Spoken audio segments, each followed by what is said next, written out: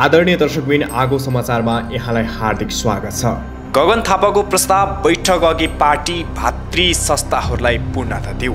Mayor Balen Shah Indonesia भ्रमणमा। बालुवाटार बैठकपछि गृहमन्त्री लामिछानेले भने मन्त्रालय फुटाउने योजना छैन। राहदानी विभागका बिचौलियालाई कारबाही गर्न नेविसङ्घको माग। छोरा र ज्वाइँको योजनाबाट हत्या। निहारिकाको मुद्दामा डिएनए जाँच गरेका विज्ञ झिकाउने उच्च अदालतको आदेश। काङ्ग्रेसको आरोप अवसरवादीहरू सत्ताका लागि मिले, विचार र दृष्टिकोण मिलेको छैन। जसपाको छानबिन समितिले थाल्यो काम, निर्वाचनमा अन्तर्घात गर्नेलाई कारबाही हुने। राप्रपाले प्रधानमन्त्री प्रचण्डलाई भन्यो भाग पुर्याउन मन्त्रालय फुटाउन पाइँदैन। नेपाल टी20 लिगमा म्याच फिक्सिङ भएको हुन सक्ने आशंका सार्वजनिक भएपछि नेपाल प्रहरी केन्द्रीय अनुसन्धान ब्युरो सिआइबीले अनुसन्धान थालेको छ। प्रधानमन्त्री प्रचण्डले अवलोकन गरे सिंहदरबारका संरचना। सीमाबाट हुने अवैध व्यापार नियन्त्रण गर्न गृह मन्त्रालयलाई चेम्बरको आग्रह। उच्च अङ्कले अगाडि बढ्यो सेयर बजार। फिल्म हात्तीछापमा उपासना अनुबन्धित। टी20 लिगमा फिक्सिङको भ्रम फैलाएको ज्ञानको भनाई, प्रमाणसहित उजुरीको आग्रह। मुन्द्रेको कमेडी क्लबमा करिश्मा नदोहोरिने, यस्तो छ कलाकारको लाइन अफ। नेपाली काङ्ग्रेसका महामन्त्री गगन थापाले 28 गते बस्ने केन्द्रीय कार्यसमितिको बैठक अघि भातृ संस्थाहरूलाई पूर्णता दिन प्रस्ताव गरेका छन्।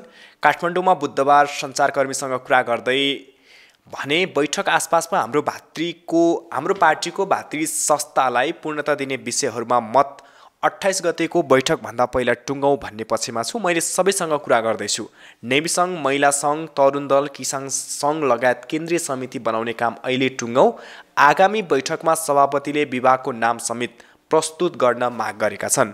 अब बस्ने बैठकले विभाग र भातृ संस्थाहरूलाई पूर्णता दिनुपर्नेमा उनको जोड छ। कुनै पक्ष विपक्ष भन्दा पनि अहिले पार्टीमा कमिटीलाई पूर्णता दिन नसकेकै कारण पार्टी सञ्चालनमा समस्या भएको उनको भनाइ छ। पार्टी विधानले गरेको सभापतिलाई सबै अधिकार दिए पनि कार्य सम्पादन नहुँदा पार्टी सञ्चालनमा समस्या भएको उनको आरोप छ। काठमाडौँ महानगरपालिकाका मेयर बालेन्द्र शाह बालेन इन्डोनेसिया गएका छन्। मेयर बालेन निजी भ्रमणको लागि इन्डोनेसिया गएको मेयरका प्रमुख स्वकीय सचिव भूपदेव शाहले जानकारी दिए। हिजो 19 गते बेलुकी मेयरज्यू परिवारको सदस्य, सचिवालय सदस्यको परिवार र केही साथीहरूसहित इन्डोनेसिया भ्रमणमा निस्किनु भएको हो, शाहले भने। उनका अनुसार बालेन पुस 25 गते नेपाल फर्किनेछन्। यो भ्रमण नितान्त निजी रहेको र सरकारी कार्यक्रम नरहेको स्वकीय सचिव भूपदेवले बताए। काठमाडौँ महानगरको मेयरमा निर्वाचित भएपछि बालेनको पहिलो विदेश भ्रमण हो। सत्ता साझेदार दलका शीर्ष नेताहरूले सरकारको न्यूनतम साझा कार्यक्रमबारे छलफल गरेका छन्। प्रधानमन्त्री निवास बालुवाटारमा बुधबार बसेको बैठकमा भ्रष्टाचार नियन्त्रण, सेवा प्रवाहलाई चुस्त बनाउने विषयलाई प्राथमिकता दिएर न्यूनतम साझा कार्यक्रमलाई भोलिसम्म अन्तिम रूप दिने छलफल भएको छ। बैठकपछि उपप्रधानमन्त्री तथा गृहमन्त्री रवि लामिछानेले पर्सिसम्म सार्वजनिक हुन सक्छ। उनका अनुसार यो अनौपचारिक बैठक हो जसमा केन्द्र र प्रदेश सरकारको मन्त्रालय बाँडफाँडबारे समेत छलफल भएको छ। राष्ट्रिय स्वतन्त्र पार्टीका सभापति समेत रहेका लामिछानेले भन्ने मन्त्रालय फुटाउने छलफल भएको छैन, योजना पनि छैन। रवि लामिछानेको नागरिकताले कसैलाई आघात पुगेको छैन। रवि लामिछानेको नागरिकताबारे 4 वर्षदेखि नै विवाद उठेको भन्दै जिल्ला प्रशासन कार्यालयले अहिले आएर अदालतमा मुद्दा दिनुको औचित्यमाथि प्रश्न उठाएको छ। जिल्ला प्रशासन कार्यालय काठमाडौँले रवि लामिछानेको नागरिकतामाथि प्रश्न उठाउने हक उनीसँग निर्वाचनमा प्रतिस्पर्धा गरेको उम्मेद्वार बाहेक अरूलाई नभएको जिकिर गरेको छ। लामिछाने नागरिकताको वैधानिकतामाथि प्रश्न उठाएर दर्ता भएको रिट निवेदनमाथि लिखित जवाफ पेश गर्दै प्रशासन कार्यालयले रिट निवेदकहरूलाई उनको नागरिकतामाथि प्रश्न उठाउने हक नभएको जिकिर गरेको हो।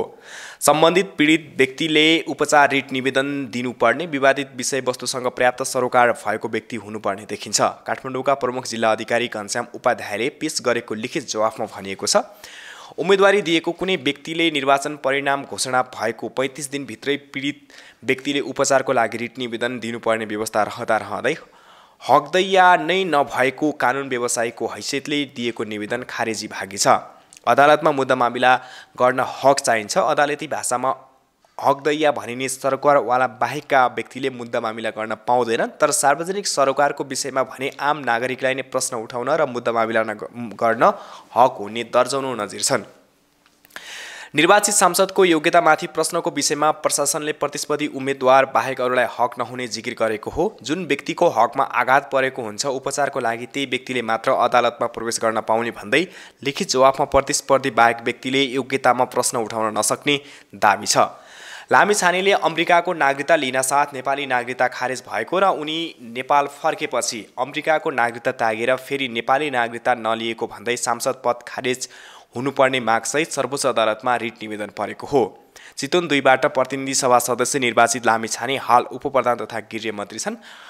आफ्नै मन्त्रीको बचाउ गर्नुपर्ने अवस्थामा पुगेको गृह मन्त्रालयले बुधबार अपराह्नसम्म सर्वोच्च अदालतमा यो विवादबारे लिखित जवाफ पेश गरेको छैन। जिल्ला प्रशासन कार्यालयले नागरिकताको विवादको विषयवस्तुमा प्रवेश नगरी हदैया जस्तो प्राविधिक विषय उठाएर रिट निवेदन खारेज हुनुपर्ने दाबी लिएको हो। रवि लामिछानेको नागरिकताबारे 4 वर्षदेखि नै विवाद उठेको भन्दै जिल्ला प्रशासन कार्यालयले अहिले आएर अदालतमा मुद्दा दिनुको औचित्यमाथि प्रश्न उठाएको छ। कुनै आधार र कारण बिना ढिलो गरी लामिछाने विरुद्ध मुद्दा हालिएको भन्दै प्रशासनले रिट निवेदकहरूको संवैधानिक तथा कानुनी अधिकार हनन हुने गरी कुनै काम नगरेकाले रिट निवेदन खारेज हुनुपर्ने माग गरेको हो। शुक्रबार लामिछानेको मुद्दामा छलफल गर्न सर्वोच्च अदालतले दुवै पक्षलाई छलफलका लागि झिकाएको छ। जिल्ला प्रशासन कार्यालयको अर्का रिट निवेदक युवराज पौडेलले दर्ता गरेको मुद्दाको लिखित जवाफका क्रममा लामिछानेको नागरिकता जिल्ला प्रहरी परिसर काठमाडौँमा पठाइएको र त्यहाँ छानबिन चलिरहेको उल्लेख छ। पौडेलले लामिछानेको नागरिकता छानबिन हुनुपर्ने भनी गृह मन्त्रालयको गुनासो व्यवस्थापन शाखामा उजुरी दिएका थिए। त्यो उजुरी गृह मन्त्रालयको नागरिकता तथा राष्ट्रिय परिचय व्यवस्थापन शाखाले 12 मङ्सिर 2079 जिल्ला प्रशासन कार्यालयमा पठाएको थियो। लगत्तै प्रशासनले जिल्ला प्रहरी कार्यालय काठमाडौँमा छानबिन गर्नु भनी पत्र पठाएको थियो। आफूले कानुन बमोजिमको काम गरेको भन्दै जिल्ला प्रशासन कार्यालय काठमाडौँले आफूलाई विपक्षी बनाउनु पर्ने कारण नभएको लिखित जवाफमा उल्लेख गरेको छ। यसैगरी विपक्षी बनाइएको सङ्घीय संसद सचिवालयले लामिछानेको नागरिकता छानबिन गर्ने अधिकार आफूसँग नभएको उल्लेख गरेको छ। सचिवालयले नागरिकता छानबिन आफ्नो क्षेत्राधिकार विषय नभएको भन्दै सम्बन्धित निकायले नै हेर्न भन्नै जवाफ दिएको छ। संविधानमै राज्यका प्रमुख 3 अङ्गको छुट्टा छुट्टै भूमिका निर्धारण गरेको छ। लिखित जवाफमा भनेको छ रिट निवेदनमा उठाउनु भएको विषय निर्वाचन आयोग र कार्यपालिका अन्तर्गतका निकायको अधिकार क्षेत्रभित्रको विषय हो। प्रतिनिधि सभालाई विपक्षी बनाउनु पर्ने आधार र कारण समेत नरहेको रिट निवेदन खारेज गरी पाऊँ। अधिवक्ता द्वय रविराज बसौला र नानीबाबु खत्रीले नेपाल नागरिकता ऐन 2063 को दफा 10(1) अनुसार लामिछाने नेपालको नागरिक नभएको दाबी गरेका छन्। ऐनको दफा 10(1) मा नेपालको कुनै नागरिकले आफू खुसी कुनै विदेशी मुलुकको नागरिकता प्राप्त गरेपछि निजको नेपाली नागरिकता कायम रहने छैन भन्ने व्यवस्था छ। अमेरिकाको नागरिकता प्राप्त गरेपछि लामिछानेको नेपाली नागरिकता कायम नभएको र स्वतः खारेज भएको उनीहरूको दाबी थियो। अन्य मुलुकको नागरिक भएपछि नेपालको नागरिकता खारेज हुन जिल्ला प्रशासन कार्यालयमा नागरिकता त्याग्न निवेदन दिइराख्नु पर्दैन, स्वतः खारेज हुन्छ भन्ने रिट निवेदक द्वयको दाबी छ। नागरिकता ऐन अनुसार कुनै नेपाली नागरिकले विदेशी नागरिकता पाएर त्यसलाई परित्याग गरेमा फेरि नेपाली नागरिक हुन पाउँछन्। त्यसका लागि नागरिकता ऐन 2063 को दफा 11 मा उल्लेखित 2टा शर्त पूरा हुनुपर्छ। पहिलो, त्यो व्यक्ति नेपाल आएर बसोबास गरेको हुनुपर्छ। दोस्रो, विदेशी नागरिकता त्यागेको निस्सा फेरि जिल्ला प्रशासन कार्यालयमा दर्ता हुनुपर्छ। रिट निवेदनमा लामिछानेले अमेरिकाको नागरिकता त्यागेपछि पाएको निस्सा लिएर फेरि नेपाली नागरिकता पाउनका लागि निवेदन नदिएको दाबी छ।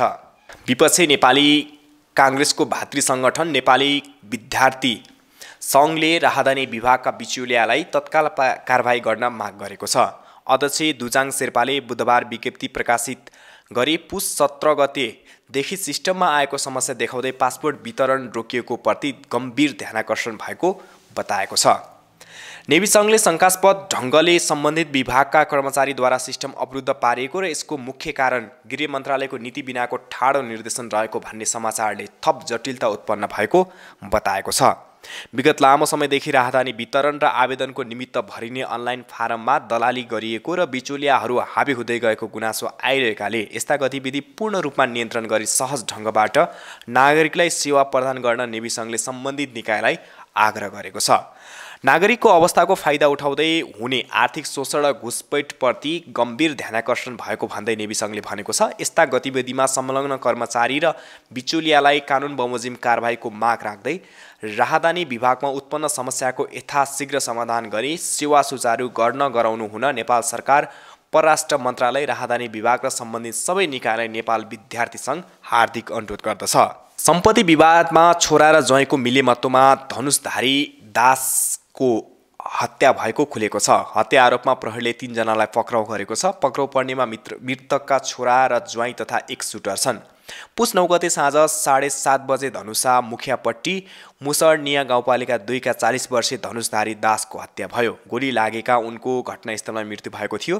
घटनाको अनुसन्धानमा खटेको प्रहरीले छोरा प्रदीप दास, ज्वाइँ उदय दास र गोली प्रहार गर्ने सुटर रञ्जित यादवलाई पक्राउ गरेको छ। हत्या आरोप स्वीकार गरेका उनीहरूलाई बुधबार प्रहरीले सार्वजनिक गरेको छ। महोत्तरीको जलेश्वरीकी निहारिका सिंह राजपूत कुमारी आमाको मुद्दामा DNA जाँच गरेका विज्ञ झिकाउने आदेश भएको छ। बुधबार उच्च अदालत जनकपुरका न्यायाधीश विष्णुप्रसाद कोइराला र सागर विष्टको संयुक्त इजलासले DNA जाँच गरेका विज्ञ झिकाउने आदेश दिएको हो। राष्ट्रिय विधि विज्ञान प्रयोगशाला खुमलटारबाट निहारिकाको बच्चा र आरोपित महेन्द्रनगरका शिवराज श्रेष्ठसँग गत कार्तिक 18 गते 49.9% DNA मिलेको रिपोर्ट अदालतमा प्राप्त भएको थियो। अदालतले गत साउन 8 गते DNA जाँच गर्नको लागि आदेश दिएको थियो। बुधबार 3 नम्बर इजलासबाट बहस भएको थियो। जहारीवालाको तर्फबाट वरिष्ठ अधिवक्ता सुनिता पोखरेल, अधिवक्ता शान्ति रिजाल, रिङ्कु कुमारी यादव र सहन्यायाधिवक्ता यदुनाथ शर्माले बहस गरेका थिए। प्रतिवादीको तर्फबाट वरिष्ठ अधिवक्ता श्याम मिश्रले बहस गरेका थिए। आगामी माघ 10 गते विज्ञलाई अदालतमा झिकाएर बकपत्र हुने जहारीवालाको वकिल रिङ्कु कुमारी यादवले जानकारी दिइन्। उनका अनुसार विज्ञको बकपत्रपछि अर्को पेशी तोकिन्छ, त्यही अन्तिम पेशी भएर फैसला आउने सम्भावना छ। निहारिकाले जिल्ला अदालत धनुषामा जबरजस्तीकरणी भएको मुद्दा दिएकी थिइन्। अदालतले 2078 माघ 24 गते जबरजस्तीकरणी नभएको फैसला सुनाएको थियो। जिल्ला अदालतको फैसलाबाट चित्त नबुझेको भन्दै निहारिकाले 2078 फागुनमा उच्च अदालत जनकपुरमा पुनरावेदन दिएकी थिइन्। उच्च अदालतले तोकिएको पेशी सुनवाई नगरेको र प्रतिवादीसँग अदालत मिलेको भन्दै उनले काठमाडौँमा दोस्रो पटक आमरण अनसन सुरु गरेकी थिइन्। अनसनकै क्रममा निहारिकाले राष्ट्रपति भवन अगाडि आत्मदाह गर्ने प्रयास गरेपछि मुद्दा फास्ट ट्र्याकमा अगाडि बढेको थियो, तर पुनः उनको मुद्दा लम्बाउने काम भइरहेको छ। नेपाली काङ्ग्रेसले अहिले बनेको सत्ता गठबन्धन अवसरवादीहरूको भएको आरोप लगाएको छ। पार्टी कार्यालय सानेपामा आयोजित पत्रकार सम्मेलन मार्फत प्रवक्ता प्रकाशरण महतले पदीय चाहनाबाट उन्मुख भएको बताए। उनले विचार र दृष्टिकोणमा कुनै एकता नभएको बताए। कुन दलले महत्त्वपूर्ण जिम्मेवारी पाउने भन्ने विषयमा अहिलेसम्म रुमेल लिएको टिप्पणी गरे। पदकै कारण सत्ता गठबन्धनको आयु छोटिन सक्ने आकलन गरेका छन्। जनता समाजवादी पार्टी जसपा नेपालको राजनीतिक समितिको बैठकद्वारा गठित छानबिन समितिले काम थालेको छ। 2079 मङ्सिर 4 गते सम्पन्न भएको आम निर्वाचनमा पार्टीका आधिकारिक उम्मेदवारहरूको विरुद्ध उम्मेदवारी दिने, पार्टीभित्र अन्तर्घात गर्ने, निष्क्रिय रहने, असहयोग गर्ने, पार्टी विरुद्ध गतिविधि गर्ने, सङ्घीय परिषद सदस्य तथा केन्द्रीय समितिका सदस्यहरूमाथि छानबिन हुने प्रचार विभाग प्रमुख पूर्ण बस्नेतले जानकारी दिएका छन्।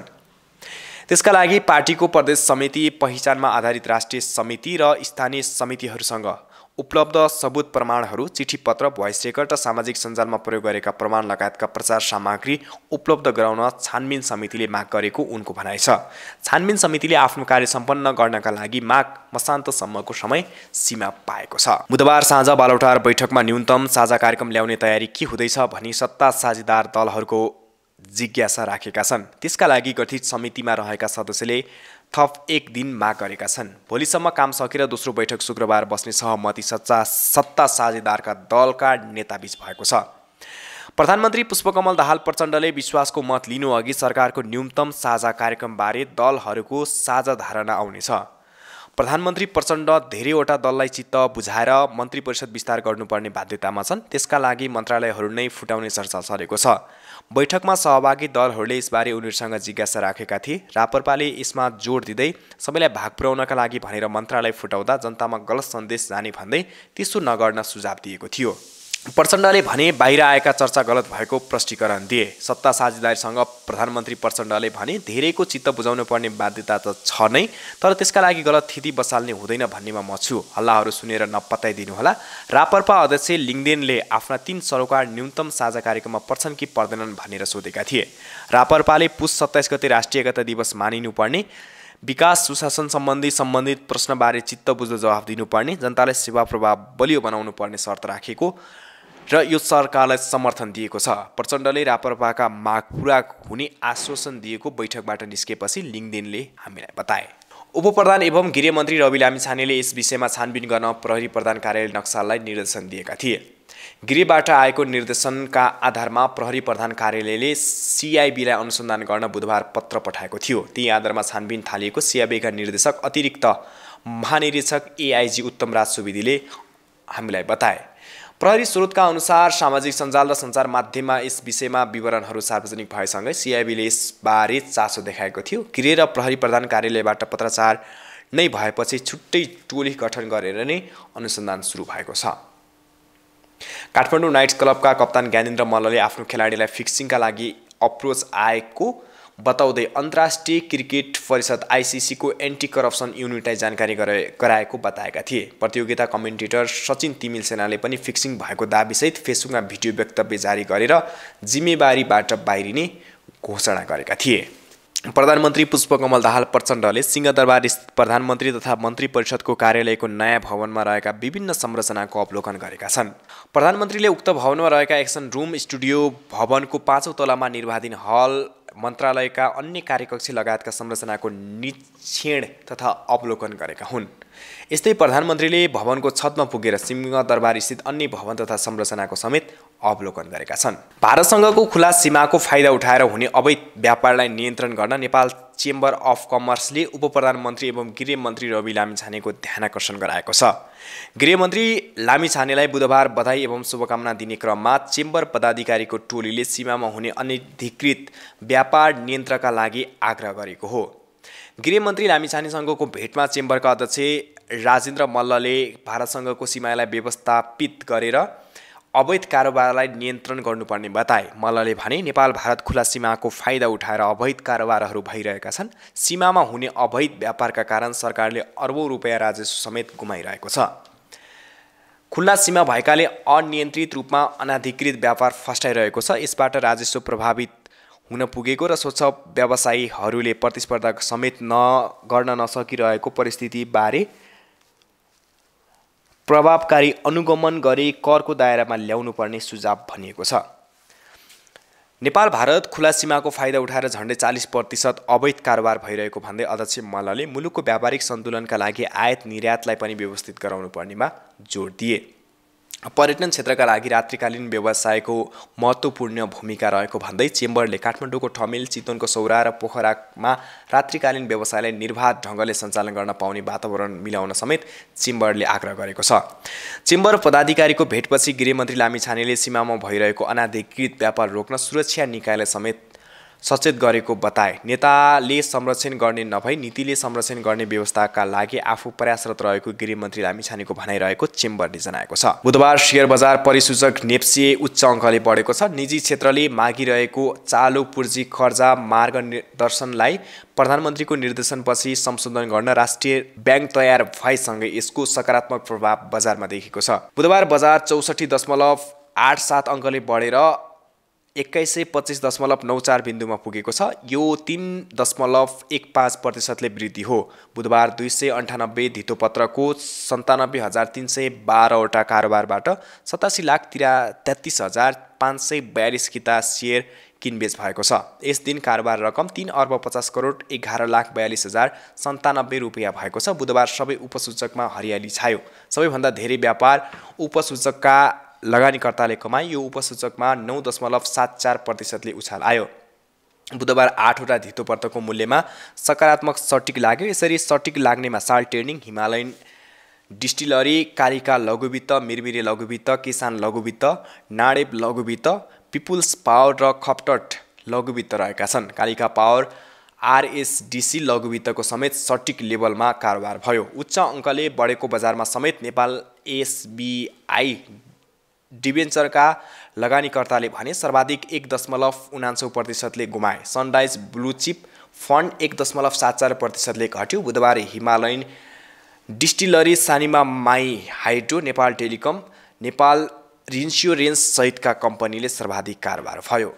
2 नम्बरी फिल्म निर्माताको आगामी फिल्म हात्तीछापको मुख्य भूमिकामा नायिका उपासना सिंह ठकुरी अनुबन्धित भएका छन्। निर्माता किरण नेपाली र अभिनेत्री ठकुरी बीच बुधबार लिखित सहमति भएको हो। पारिश्रमिकलाई लिएर दुवैलाई चित्त बुझ्ने सहमति अनुसार उपासनालाई अनुबन्धित गराएको निर्माता नेपालीले हामीलाई जानकारी गराए।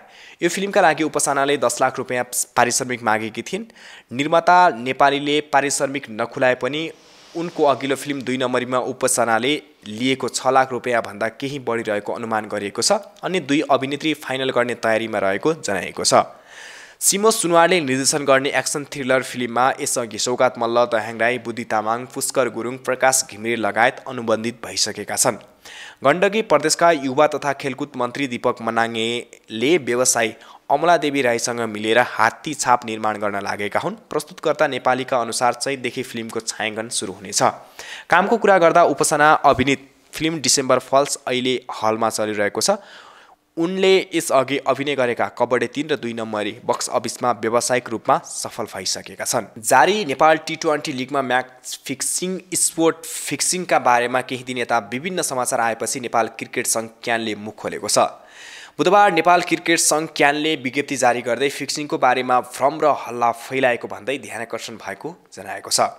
क्यानले यदि कसैले फिक्सिङ गरेको थाहा पाए प्रमाणसहित जारी नेपाल टी20 एन्टी करप्सन युनिटलाई उजुरी बुझाउन आग्रह गरेको छ। नेपाल टी20मा स्पष्ट फिक्सिङ भएको आशंका गर्दै कमेन्टेटर सचिन तिमिल सिन्हाले हिजो फेसबुक लाइभ मार्फत विवाद उब्जिएको थियो। यस विषयमा नेपाली क्रिकेट टिमका पूर्व कप्तान एवं काठमाडौँ नाइट्सका कप्तान ज्ञानेन्द्र मल्लले पनि आफ्नै टिमका एक खेलाडीलाई फिक्सरको अप्रोच गरेको बताएका थिए। यस विषयमा अनुशासन समितिमा आफूहरूले रिपोर्ट समेत गरेको उनको भनाइ छ। अध्यक्षसहित नयाँ कलाकार हेरफेर गर्दै मुन्द्रेको कमेडी क्लबको नयाँ संस्करण आउने भएको छ। दमन रूपा खेतीसहित कलाकारले यो संस्करणमा प्रवेश गर्दैछन् भने अध्यक्षको रूपमा नयाँ अनुहारलाई देख्न पाइने भएको छ। एउटा कुरा स्पष्ट के छ भने यसपटक करिश्मा मानन्द र दिपाश्री निरौला अध्यक्षमा दोहोरिने छैनन्। निकट स्रोतका अनुसार दमनसहित श्याम राणा, दिनेश काफ्ले, राजेन्द्र नेपाली लट्टे, प्रभात लामा र एलिना बास्कोटा सान्नानी यो कार्यक्रममा देखिनेछन्। अघिल्लो संस्करणको चर्चित पात्र फुलेन्दीको आमाको ठाउँमा यसपटक जितुको सानी आमा पात्रलाई इन्ट्री गराउँदैछन्, जसलाई श्याम राणाले निर्वाह गर्नेछन्। छक्का पन्जा फेम सुमन गिरी फान्जा कार्यक्रम संयोजकको रूपमा हुनेछन्। कलाकारको सूची सार्वजनिक भएसँगै अध्यक्षको टिमका लागि 1-2 दिनमै चर्चित अभिनेत्रीसँग सम्झौता हुने जनाएको छ। अध्यक्षको टुङ्गो केही दिनमा हुनेछ। यसपटक दिपाश्री र करिश्मा दोहोरिने छैनन्। अर्की एक चर्चित अभिनेत्रीलाई ल्याउने तयारी छ, स्रोतले भन्यो। मुन्द्रेको कमेडी क्लबको निर्देशन दिनेश टिसीले गर्दैछन्।